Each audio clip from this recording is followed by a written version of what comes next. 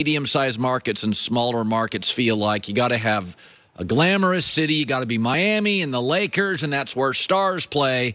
And then you got the Milwaukee thing where they were patient. They developed him. They added reasonable pieces anybody could get. Drew Holiday, a Bobby Portis. These aren't glamour players. And then I watch them and I look at the East and I say to myself, is this the next dynasty? Homegrown, humble. By the way, I like all the Heatles. I like all the Lakers. I like the egos. I like all the wandering. I like all the mobility. You start looking at the East, Chris. You start looking around this league. If they win that tomorrow night, it doesn't necessarily feel like a one and done, does it? No, it certainly doesn't. Now, they wouldn't be guaranteed to win the East. It wouldn't be like the Bulls with Michael Jordan or the three-peat Lakers or even the Heatles, as you mentioned, who we knew were clearly the best team in the East year after year.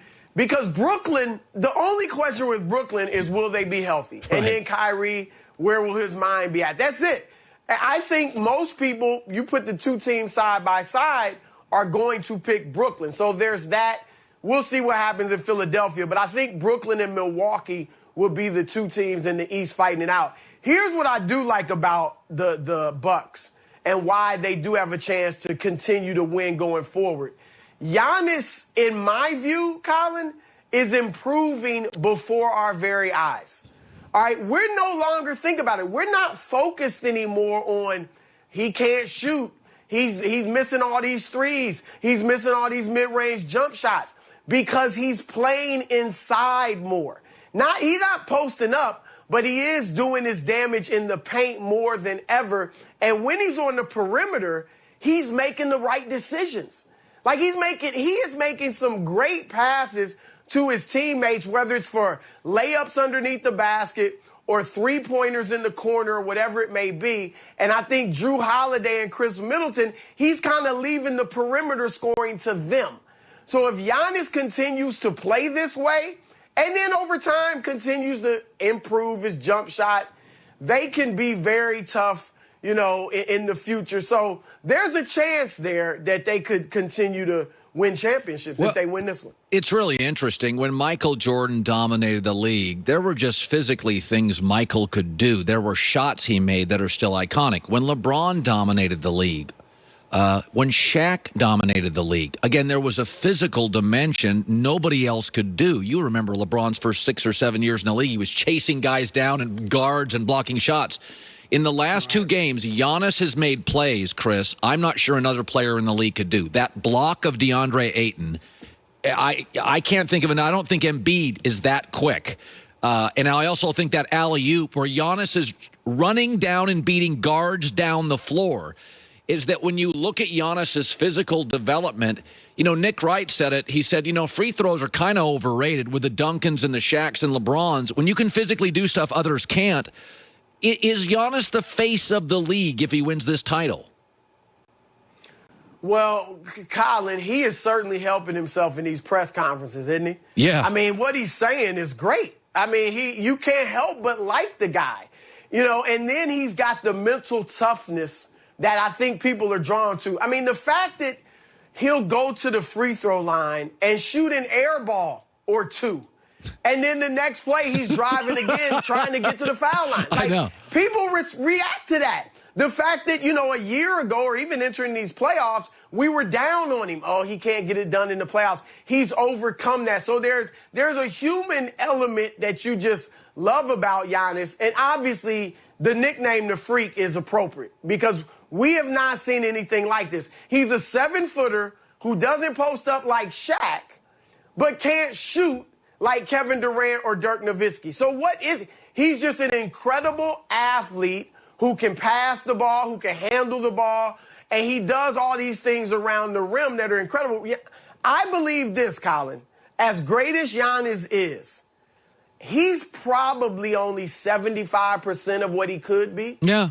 Because when I put his work ethic and mental toughness together, I say, what if he becomes just an adequate mid-range shooter? And I don't necessarily want him like he used to be where he's handling the ball up the top of the key and bringing the ball up. But what if when he gets it on the wing 18 feet out, he's going to hit it most of the time? Yeah. And he can shoot the three adequately. Like, he would be unguardable.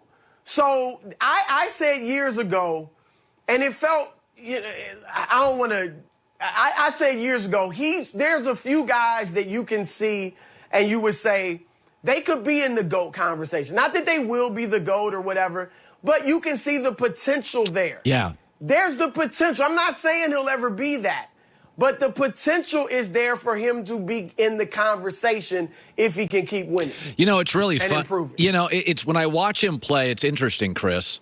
I think I talked about this last week. There's a little bit of footage of Lou Alcindor at UCLA as a freshman.